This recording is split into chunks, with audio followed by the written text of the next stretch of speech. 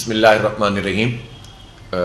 جیسا کہ میں نے آپ کو بتایا کہ پروفیسر محمد ابراہیم صاحب اور عنایت اللہ خان صاحب اور عبدالواسع صاحب یہ ہماری خیبر پختونخوا کی لیڈرشپ ہے، اور آپ کو معلوم ہے کہ خیبر پختونخوا میں ہم نے جو تنظیمی تقسیم کار کی ہے اس میں پورا جو ہمارے مالاکنڈ ڈویژنز اور شمالی علاقوں سے متعلق پورا حصہ ہے صوبے کا، اس کے امیر ہمارے عنایت اللہ خان صاحب ہیں۔ ہمارے پروفیسر ابراہیم صاحب مجموعی طور پر پورے خیبر پختونخوا کی سیاسی صورتحال کو بھی کوارڈینیٹ کرتے ہیں اور جنوبی اضلاع کو بھی خاص طور پر اس کی عمارت فرماتے ہیں، اور عبدالواسع صاحب جو وسطی خیبر پختونخوا ہے اس کی عمارت کی ذمہ داری ان کی ہے۔ اسی طرح ہمارا ہزارہ کا جو پورا بیلٹ ہے عبدالرزاق عباسی صاحب اس کے امیر ہیں۔ لیکن مجموعی طور پر جو خیبر پختونخوا ہے وہ طویل عرصے سے بدامنی کا شکار ہے، اور ہم یہ سمجھتے ہیں کہ یہ 2001 سے خاص طور پر جو بدامنی کی لہر اس پورے خطے میں آئی ہے اس میں بنیادی طور پر پاکستان کے حکمران طبقے کی امریکہ نوازی اور امریکہ کے حق میں جو پالیسی تھی اس نے اس پورے خطے کو بالکل بدامنی کی آگ میں ڈال دیا ہے۔ 2001 سے پہلے یہاں خودکش حملے نہیں ہوتے تھے۔ 2001 سے پہلے ہمارا پورا جو قبائلی بیلٹ تھا یہ پورا کا پورا پرامن تھا، اور یہاں ہمیں فوج بھی رکھنے کی ضرورت نہیں پڑتی تھی۔ ہمارا پورا جو کنسنٹریشن تھا ہمارے مشرقی بارڈرز کی طرف تھا۔ اسی طرح 2001 سے پہلے اس طرح سے تقسیم در تقسیم بھی نہیں تھی، لیکن امریکہ کے کہنے پر ہم نے جس طرح سے اپنی پورے پاکستان کی قوم کو، فوج کو، لاجسٹک سپورٹس، ایئرپورٹس اور یہ سب ان کے حوالے کر دیا، اس کے نتیجے میں خود امریکی CIA، بلیک واٹر، بھارتی راہ، یہ سب ان کو کھیلنے کا موقع مل گیا، اور ہمارا یہ خطہ بڑی طاقتوں کی پراکسی بن گیا۔ اور ہم نے یہ دیکھا کہ پھر بدامنی بھی بڑھی، دہشت گردی بھی بڑھی، اسپلنٹر گروپ بھی بنتے چلے گئے، اور آج صورتحال یہ ہے کہ تقریباً جو رپورٹس آ رہی ہیں کہ چھوٹے بڑے 11,000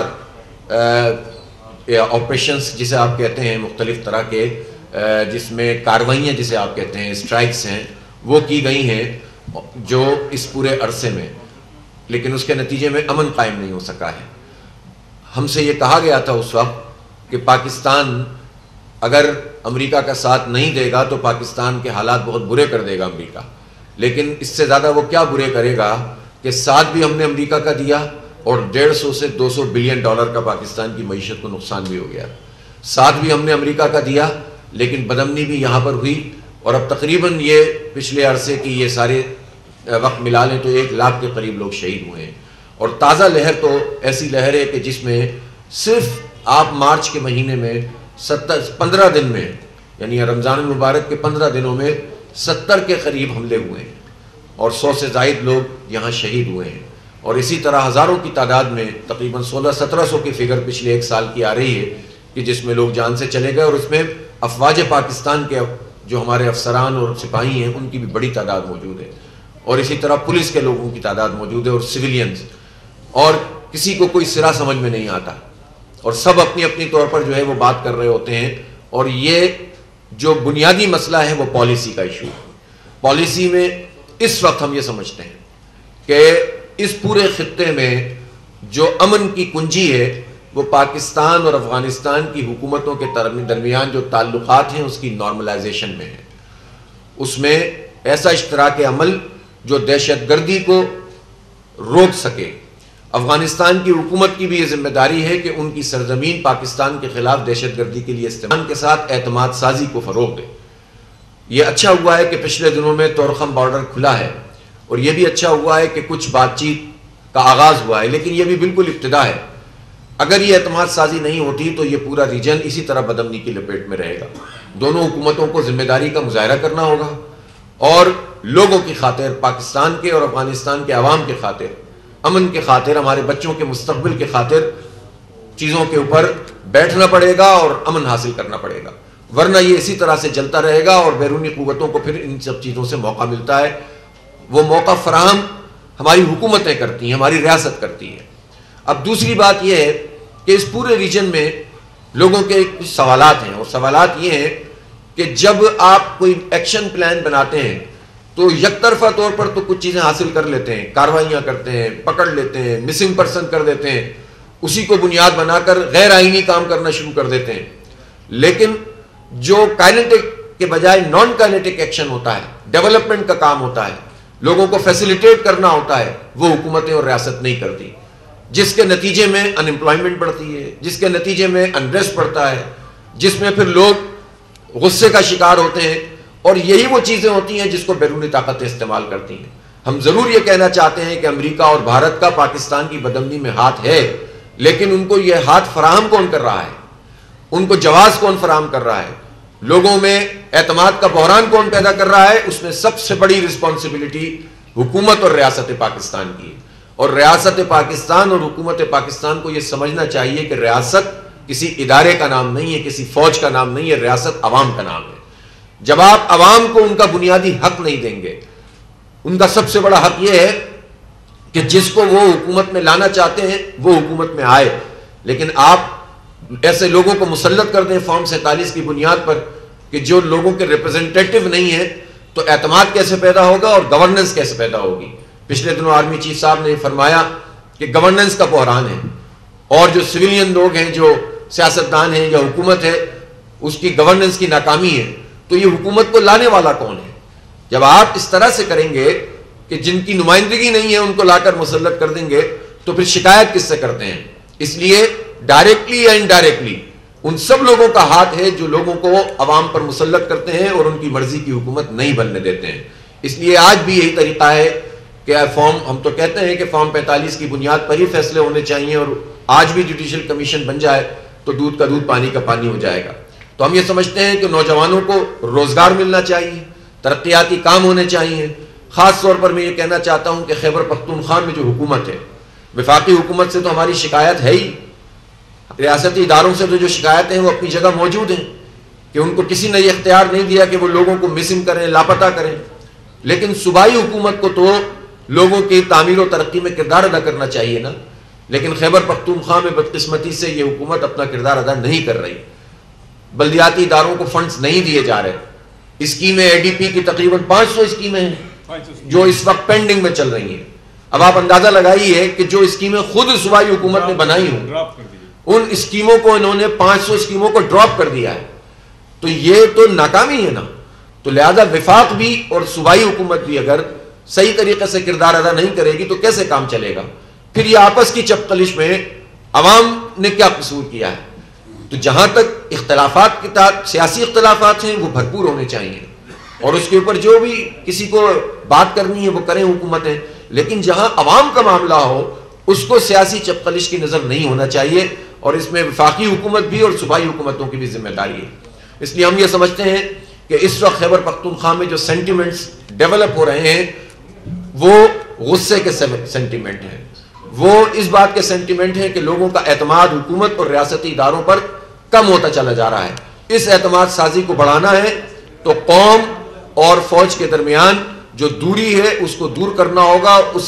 اس کی جو بنیاد ہے اس کی ذمہ داری سب سے زیادہ اداروں پر اور فوج پر بھی عائد ہوتی ہے کہ وہ اس تاثر کی نفی کریں، اور ان اقدامات کو کہ جس کے نتیجے میں ایسے لوگ آ کر مسلط کر دیے جاتے ہیں کہ جو لوگوں کے پسندیدہ نہیں ہوتے، اس سارے عمل سے فوج اپنے آپ کو دور رکھے. تمام ادارے اگر اپنی آئینی حدود میں کام کریں گے، فوج کے لیے آئین نے اپنا طریقہ بتایا ہے، عدلیہ کا اپنا کام ہے، سیاستدانوں کا اپنا کام ہے، پارلیمنٹ کا اپنا کام ہے، سب لوگوں بیوروکریسی کا اپنا کام ہے، سب آئین کے مطابق حلف اٹھاتے ہیں، اس کے تحت اپنی ملازمتیں حاصل کرتے ہیں. اور شکایتیں ہوتی ہیں فوج کو، اداروں کو، حکومت کو کہ بہت سارے گروپ ایسے ہیں جو آئین کو تسلیم نہیں کرتے. لیکن وہ تسلیم نہیں کرتے تو وہ تو دہشت گرد قرار پاتے ہیں. لیکن اگر ذمہ دار ترین لوگ خود آئین کو پامال کرتے ہوں تو ان کو پھر کون کیا کہے گا؟ ان کے لیے کس عدالت میں جائیں گے؟ اس لیے سب کو ہوش کے ناخن لینے ہوں گے اور اپنی آئینی ذمہ داریوں کو پورا کرنا ہوگا. یہی حال بلوچستان کا ہے. آج ہم چونکہ زیادہ بات خیبر پختونخوا پہ کر رہے ہیں، لیکن میں یہ ضرور بتاتا چلوں کہ 14 اپریل کو ہم نے بلوچستان کے حوالے سے بھی ایک بلوچستان کانفرنس یہیں اسلام آباد میں اس لیے رکھی ہے کہ ہم اس میں یہ چاہتے ہیں کہ ہم سلوشن کی طرف جائیں، ہم بلوچوں کے حق کی بات کریں، ہم وہاں موجود پشتونوں کی حق کی بات کریں, وہاں مسنگ پرسن کے جو ایشوز ہیں ان کو ہم ایڈریس کریں, وہاں جو ڈیولپمنٹ کے ایشوز ہیں ان کو ایڈریس کریں, وہاں جو بڑی طاقتوں کی پراکسی ہے اس پراکسی سے اپنی جان چھڑائیں, اور کیسے ہم امپاور کریں اور کس طرح ہم اپنے اس پاکستان کو مضبوط کریں. دیکھیں بلوچستان پاکستان کا ایک انٹیگرل پارٹ ہے, اور ہم یہ تصور نہیں کر سکتے ایسے پاکستان کا جس میں کوئی یہ کہے کہ بلوچستان اس میں موجود نہ ہو, خیبر پختونخوا اس میں موجود نہ ہو, تو پھر پاکستان کیا مانی. ہم کسی سانحے کے متحمل نہیں ہو سکتے, لیکن ہمیں اس کے لیے پختونوں کو بھی اعتماد دینا ہوگا, بلوچوں کو بھی اعتماد دینا ہوگا, بلکہ تمام اکائیاں. خود پنجاب کے جو حالات ہیں سب جانتے ہیں, پنجاب کے حوالے سے یہ بات تو ضرور کی جاتی ہے کہ پنجاب ایک بڑا صوبہ ہے اور پنجاب یہ کر رہا ہے اور پنجاب وہ کر رہا ہے, لیکن عام عوام کے حالات تو وہاں بھی یہی ہیں. اور اگر مجھے آپ یہ کہنے دیں کہ خیبر پختونخوا ہو یا بلوچستان, جو مراعات یافتہ طبقہ ہے وہ ایک طرف کھڑا ہوا ہے, جو عام لوگ ہیں وہ دوسری طرف کھڑے ہوئے ہیں. بڑے بڑے سردار, بڑے بڑے جاگیردار, بڑے بڑے خان, بڑے بڑے وڈیرے, یہ سب تو حکومتوں کے ساتھ, ریاستوں کے ساتھ مل کر حکومتیں کر رہے ہوتے ہیں, اور عوام پس رہے ہوتے ہیں. ان میں غصہ اور نفرت اور تعصب پھیل رہا ہوتا ہے, ان میں تقسیم در تقسیم کر دی جاتی ہے. لہٰذا جماعت اسلامی یہ سمجھتی ہے کہ ہم بلوچ عوام کو, پختون عوام کو, سندھی عوام کو, ہم سرائکی عوام کو, جتنے لوگ بھی, جتنی بھی یہاں پر اینٹیٹیز ہیں, ان سب کو یہ میسج دینا چاہتے ہیں کہ پاکستان ہم سب کی ضرورت ہے. پاکستان کسی جغرافیے کا نام نہیں ہے, پاکستان کسی فوج کا نام نہیں ہے, کسی جنرل عاصم منیر کا, نواز شریف, عمران خان, شہباز شریف اور زرداری کا نام نہیں ہے. پاکستان ان شہداء کے خون سے بنا ہے جنہوں نے پاکستان کو نظریے کے لیے بنایا تھا.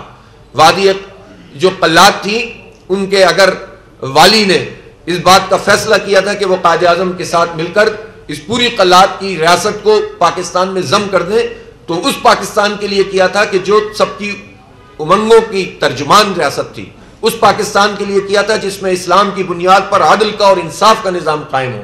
اس لیے پاکستان ہم سب کی ضرورت ہے, پاکستان میں سب کچھ موجود ہے, لیکن اعتماد سازی کی ضرورت ہے. خیبر پختونخوا کے امن کے حوالے سے ہم نے یہ فیصلہ کیا ہے مشورہ کر کے کہ 20 اپریل کو انشاءاللہ پشاور میں ایک بہت تاریخی امن مارچ کریں گے انشاءاللہ, اور ہم سوسائٹی کے تمام طبقات کو اور سارے لوگوں کو, جس میں ڈاکٹرز ہوں, انجینئرز ہوں, علماء کرام ہوں, جس میں طلباء ہوں, جس میں اساتذہ ہوں, جس میں کہ وہ اس مارچ کو جوائن کریں.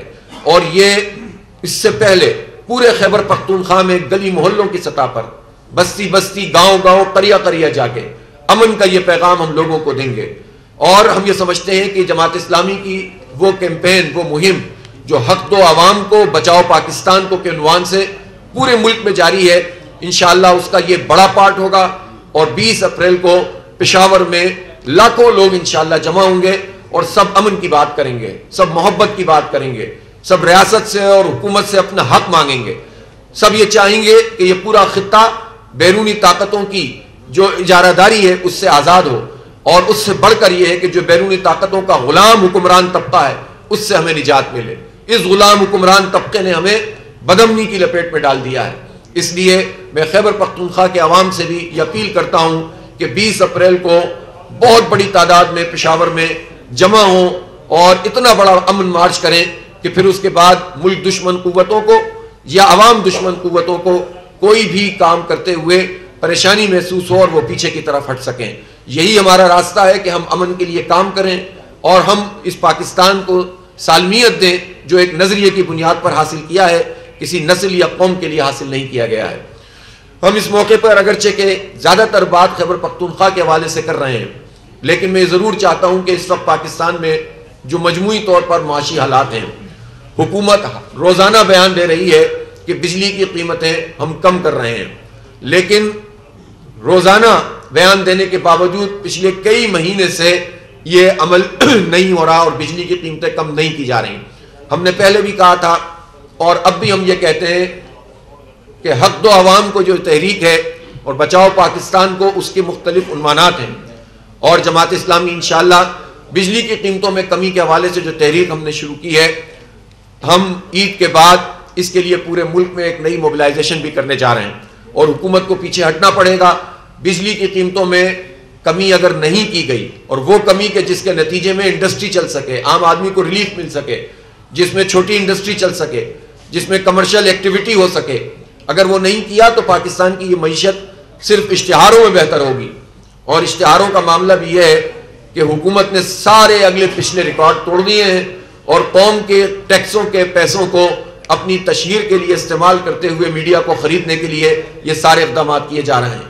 اس لیے ہم یہ سمجھتے ہیں کہ بجلی کی قیمتیں کم ہونی چاہیے، پیٹرول کی لیوی بڑھا کر ایک نئے عذاب میں لوگوں کو مبتلا نہیں کرنا ہوگا، اور اسی طرح تنخواہ دار لوگوں کا ٹیکس کا جو پورا سلیب سسٹم ہے اس کو ریوائز کرنا پڑے گا، کیونکہ عام لوگ بالکل بلبلا رہے ہیں، پریشان آ رہے ہیں، اور اب گرمی جو بڑھے گی تو بجلی کی قیمتیں بھی اس طرح سے بڑھیں گی. پھر تلوار لٹکی ہوئی ہے، جن لوگوں نے انویسٹمنٹ کر دی ہے سولر میں، اب ان پر تلوار ہے کہ وہ پالیسی بھی حکومت تبدیل کرنے جا رہی ہے. اور پھر حکومت بار بار یہ کہتی ہے کہ ہماری آئی ایم ایف سے بات ہو گئی ہے، آئی ایم ایف سے بات ہو گئی ہے، اور پھر بھی لوگوں کو ریلیف نہیں دیا جا رہا. تو یہ کتنا بڑا فیلئر ہے. ایک طرف حکومت بجلی کی قیمتیں کم نہیں کر رہی، اور دوسری طرف پہلے پارلیمنٹ اور پھر اپنے وزراء کی تنخواہوں میں کبھی 300% اضافہ کرتے ہیں، کبھی 180% اضافہ کرتے ہیں. عوام کو دینے کے لیے کچھ نہیں ہے، اور اپنے وزیروں، مشیروں اور ممبروں کو دینے کے لیے بہت کچھ ہے، اور وہ بھی ہمارے ٹیکسوں کا پیسہ. تو آپ سوچ سکتے ہیں کہ حکومت کی ترجیحات کیا ہیں. اس لیے بجلی کی قیمت بھی کم ہونی چاہیے. اور میں اس موقع پر کراچی میں جو واقعہ ہوا ہے، کراچی پاکستان کا سمجھ لیں کہ ایک ایسا شہر ہے جو پاکستان کی معیشت میں بھی ریڑھ کی ہڈی کی حیثیت رکھتا ہے، اور وہ منی پاکستان بھی ہے، پورے پاکستان کی علامت اور ترجمانی بھی وہ کرتا ہے. لیکن جس بے دردی سے وہاں ڈمپروں اور ٹینکروں کے نیچے آ کر لوگ شہید ہو رہے ہیں، دل دہلا کر رکھ دیا اس واقعے نے جو منیر ہالٹ میں پرسوں پیش آیا ہے. آپ سوچیں کہ حکومت سندھ کچھ بھی کرنے کے لیے تیار نہیں ہے. 3,500 ڈمپروں لوڈروں کو دن کے وقت میں بھی اجازت دی ہوئی ہے کہ وہ دندناتے پھرتے ہیں، اور وہاں یہ بے دردی سے واقعات کیوں ہوتے ہیں؟ دیکھیں، حادثات تو دنیا میں ہر جگہ ہوتے ہیں، پاکستان میں بھی ہر جگہ ہوتے ہیں.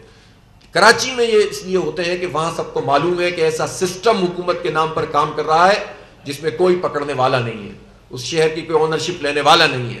لہٰذا ہم کارروائی کا بھی مطالبہ کرتے ہیں، اور ہم یہ چاہتے ہیں کہ یہ حکومت لوگوں کو ریلیف دے، اور اس طرح سے جس طرح، اور دیکھیں لوگ اس کو لسانی رنگ دینے کی کوشش کرتے ہیں، لیکن آپ کو معلوم ہونا چاہیے کہ ان ڈمپروں اور ٹینکروں کے نیچے جو لوگ شہید ہو رہے ہیں ان میں مہاجر بھی ہیں، پختون بھی ہیں، پنجابی، بلوچ، سب لوگ ہیں.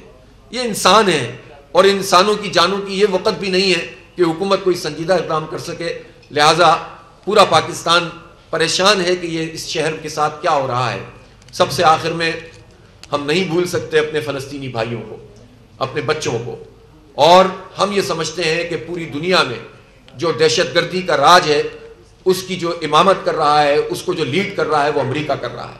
اسرائیل نے جس طرح 50,000 سے زائد لوگوں کو قتل کیا ہے، شہید کیا ہے، جینوسائیڈ کیا ہے، نسل کشی کی ہے، اسرائیل کی اصل طاقت امریکہ ہے. امریکہ دہشت گردی میں پوری طرح تعاون کر رہا ہے. امریکی اسلحے کے ذریعے سے ہمارے بچے شہید ہو رہے ہیں، اور ہم حیران ہیں کہ مسلم حکمرانوں نے خاموشی جو ہے کی چادر اوڑھی ہوئی ہے. اور اس وقت جو تازہ لہر ہے جینوسائیڈ کی، اس پر تو کوئی بھی سامنے آنے کے لیے تیار نہیں ہے. اور یہ سازش ہو رہی ہے کہ غزہ کو خالی کر کے بندر بانٹ کی جائے. نہ غزہ کے لوگ اس کو قبول کریں گے، نہ کوئی باضمیر انسان اس کو قبول کرے گا. ہم فلسطین کے حوالے سے انشاءاللہ تفصیل سے بھی بات کریں گے کہ یہ کیسی بے حسی ہے. اور ایک بات ضرور ہے کہ پاکستان میں وہ خبریں کہ جس میں یہ بات سامنے آ رہی ہے کہ پاکستانی صحافیوں نے اسرائیل کا دورہ کیا ہے، حکومت نے اب تک واضح طور پر اس طرح کی کوئی بات نہیں کی ہے متعین طور پر کہ جس سے وضاحت ہو سکے. اس کی وضاحت ہونی چاہیے، ورنہ عوام کا جو غیظ و غضب ہے اس کا سامنا پاکستان کے حکمران طبقے کو کرنا پڑے گا. بہت شکریہ. میرا دو سوال ہے. پہلا سوال یہ ہے کہ حکومت نے دہشت گردی کے خلاف سب کو ایک پیج پہ لانے کے لیے براؤن بھٹو صاحب کو ذمہ داری دی ہے، کیا آپ کا ان سے کوئی رابطہ ہوا ہے؟ اور دوسرا یہ ہے کہ جو جمعۃ الوداع کو یوم القدس منایا جا رہا ہے، کیا جماعت اسلامی بھی منائے گی؟ جماعت اسلامی تو مسلسل پچھلے جمعے کو بھی ہم نے پورے پاکستان میں فلسطین کے حوالے سے پروگرام کیے تھے، اور اس جمعے کو بھی یوم القدس بھی ہے. اور ظاہر فلسطین کا معاملہ تو ایسا معاملہ ہے جو ہر باضمیر انسان کا معاملہ ہے، اور ہم سب مسلمان ہیں تو مسلمانوں کا بھی ایک قبلہ اول ہے، تو وہ تو ہم کریں گے انشاءاللہ.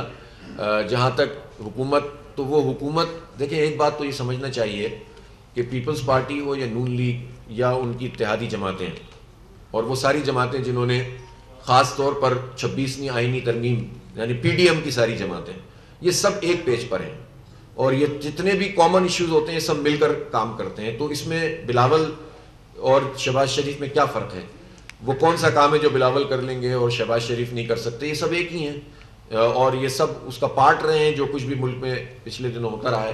اس لیے جہاں تک پولیٹیکل رابطوں کا تعلق ہے، وہ تو خود جماعت اسلامی اپنی بلوچستان کانفرنس کے حوالے سے حکومت سے بھی کرے گی، اپوزیشن سے بھی کرے گی اور تمام فورسز سے کرے گی. لیکن اس کا مطلب یہ تو نہیں ہے کہ ہم اس طرح کی چیزوں کے اس میں آ جائیں کہ فلاں آدمی ریزالو کرا دے گا فلاں. مجھے نہیں پتا کہ یہ معاملہ جو بلاول صاحب کے ذمے حکومت نے لگایا ہے یہ پی ٹی آئی کے ساتھ بات چیت میں لگایا ہے یا مجموعی طور پر اس کی تفصیلات ابھی سامنے آئیں گی تو ہم پھر کوئی بات کریں گے. اچھا، یہ طریقہ کہ پاکستان تحریک انصاف کے ساتھ آپ کی جماعت کے کس لیول کے رابطے ہیں اور کیا جو ان کا پلان بن رہا ہے احتجاج کا اس میں جماعت اسلامی شریک ہوگی؟ رابطوں کے حوالے سے خاص طور رابطے تو موجود ہیں اور رابطے رہنے بھی چاہیے سیاسی جماعتوں کے درمیان، اور جو مشترک جو چیزیں ہیں ان کے اوپر ہم مشترک موقف بھی اختیار کرتے ہیں، اور ہم یہ سمجھتے ہیں کہ ایک دوسرے کے پروگراموں میں شرکت کرنا، سیمینارز میں آنا، میٹنگز کرنا، اور جو بھی ایشوز ہیں پاکستان کے کور ایشوز ان کے اوپر ایک موقف رکھنا، یہ بھی سلسلہ جاری ہے. یہ فیصلہ کہ کوئی اتحاد تو وہ تو جماعت اسلامی کا فیصلہ ہے کہ ہم کسی بھی اتحاد کا حصہ نہیں بنیں گے، البتہ رابطے بھی رہیں گے اور مشترک چیزوں پر مشترک موقف بھی اختیار کرتے رہیں گے. ہمیشہ عوامی ایشوز کی بات کی ہے، جب بھی کیا ایسا موقع ہو. ہم نے دیکھا کہ لیاقت بعد میں بھی جماعت اسلامی نے بجلی کی قیمتیں کم کرنے کے حوالے سے احتجاج بھی کیا اور بڑا پروٹیسٹ کیا، اور 40 کا ایک فگر سامنے آیا تھا. وہ سمجھ نہیں آئی کہ 40 کا کیا تھا، 40 دن تھے یا کوئی 40 مہینے تھے یا کیا. تو بجلی کی قیمتیں تو اسی طرح ہیں. اور دوسرا یہ بتائیں کہ اس حوالے سے آپ سمجھتے ہیں کہ جو حکومت کے خلاف تحریک چلانے جا رہے ہیں حکومت گرانے کے لیے ہوگی یا صرف قیمتیں کم کرنے کے لیے؟ پہلی بات تو یہ ہے کہ جماعت اسلامی کے اس دھرنے کے نتیجے میں ہی پوری قوم کو پتہ چلا کہ یہ آئی پی پیز کیا بلا ہیں، اور حکومت کو ہم نے پیچھے ہٹنے پہ مجبور کیا. اس لیے کہ آپ کو یاد ہوگا دھرنا آپ لوگ بھی کور کرتے تھے شروع میں، تو سارے وزیر صاحب، وزیر توانائی جو آج روز کہہ رہے ہیں نا کہ آئی پی پیز سے بات ہو گئی، یہ ہو گیا وہ ہو گیا، وہ توانائی کے وزیر ایک ہفتے تک تو یہ کہتے تھے سوال ہی پیدا نہیں ہوتا کہ ہم آئی پی پیز سے بات کریں. ہم نے ان کو پیچھے ہٹنے پہ مجبور کیا، اور پھر ہم نے صرف دھرنا نہیں، ان سے ایک ایگریمنٹ کر کے دھرنا ختم کیا. پھر اس کے بعد یہ ہم نے تعاقب کیا، ہم نے بہت پاکستان کی ہسٹری کی سب سے کامیاب ہڑتال کی پرامن، اور اس کے نتیجے میں وہ پریشر ڈیولپ ہوا جس سے آئی پی پی سے نیگوشیٹ بھی ہوا، ری نیگوشیٹ بھی ہوا، اور اب آؤٹ آف کورٹ بھی سیٹلمنٹ کی باتیں آئی پی پیز والے کر رہے ہیں. یہ سب ہوا ہی اس لیے کہ جماعت اسلامی نے اس کو ٹیک اپ کیا. پاکستان میں کسی بھی پارٹی کا یہ ایجنڈا نہیں ہے کہ وہ پبلک ایشوز پر بات کرے سوائے جماعت اسلامی کے. یہ تو حقیقت سب کے سامنے، آپ نے بھی اس کا تذکرہ کیا. ہم یہ سمجھتے ہیں کہ ہم نے ایک پرامن سیاسی مزاحمت کے جس کلچر کو شروع کیا ہے، ہم اس کو لے کر آگے بڑھیں گے، اور اب وہ وقت ہے کہ جس میں ہم اپنے اس دباؤ کو، عوامی دباؤ کو بڑھائیں گے، اور ہمیں امید ہے کہ انشاءاللہ حکومت کو وہ مزید پیچھے ہٹنے پہ مجبور کر کے عوام کے لیے ریلیف حاصل کریں گے. اور جہاں تک حکومت گراؤ تحریک ہے، وہ تو جب جماعت اسلامی شروع کرے گی تو وہ تو سب کو پتہ چل جائے گا. فی الحال تو ہم یہ چاہتے ہیں کہ حق دو عوام کو، امن دو عوام کو. یہ جو ہماری تحریک ہے اور بچاؤ پاکستان کو، یہ تحریک پورے ملک کے طول و عرض میں چلنی چاہیے. اسی لیے ہم نے خیبر پختونخوا میں 20 اپریل کو ایک تاریخی امن مارچ کا بھی فیصلہ کیا ہے. اب صاحب آپ نے کے پی اور بلوچستان میں ہم لوگ وہاں کے حوالے سے بات کی. آپ کی ریسنٹلی کی ایک پارک بچی ہے مولانا، اسی طرح اختر گنگر میں کی میرن بلوچ نامی خاتون ہے. وہ تو پاکستان میں کہیں بھی کوئی بندہ مرے اس کو سپورٹ کرتی میرن بلوچ، چاہے وہ سوات کے مزدور مارے جائیں یا پنجاب کے مارے جائیں، ان کی سپورٹ میں وہ دونوں آگے آ گئے ہیں. ان حالات کو آپ کیسا؟ دیکھیں، ہم تو اپنی بہت واضح موقف رکھتے ہیں اور ہم اسی پر چلنا چاہتے ہیں. ہم ایسی کسی کنٹروورسی میں نہیں پڑھنا چاہتے جو پاکستان اور اسلام کے حوالے سے کوئی ایسی چیز ہو جو اس کے خلاف جاتی ہو. ہم تو سب کی بات کرتے ہیں، امن کی بات کرتے ہیں.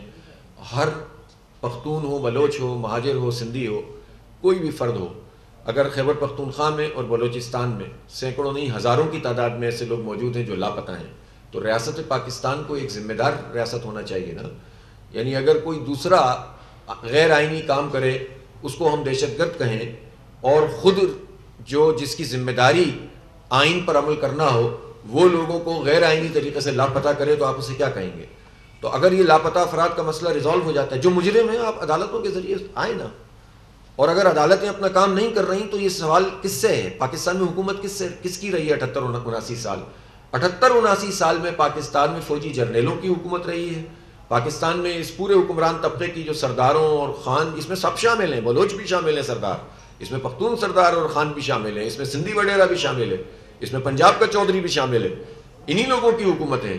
ان سب لوگوں نے 78 سال میں اگر عدالت کا نظام بھی ٹھیک نہیں بنایا اور یہ مجرموں کو عدالت کے ذریعے سے سزا نہیں دے سکتے اور لاپتہ کر دیتے ہیں، تو یہ کس کا فیلئر ہے؟ اپنا فیلئر تو آ کے سب لوگ اجتماعی طور پر قبول کریں نا کہ ہم کچھ نہیں کر سکے۔ تو اس لیے ہم یہ سمجھتے ہیں کہ بجائے اس کے کہ ہم عوام کے درمیان تقسیم پیدا کریں، ہم حق اور انصاف کی بات کریں، ہم پاکستان اور اسلام کے فریم ورک میں ہر قوم کے حق کی بات کرتے ہیں اور آئین کی بالادستی کی بات کرتے ہیں، امن کی بھیک مانگتے ہیں، اور ہم سب سے کہتے ہیں کہ پاکستان میں جو اللہ تعالیٰ نے ہمیں اتنی بڑی نعمتیں دی ہیں، پاکستان کے ہر فرد کو یہ نعمتیں ملنی چاہیے اور ہر صوبے کے عوام کو ان کا حق ملنا چاہیے۔ بہت شکریہ۔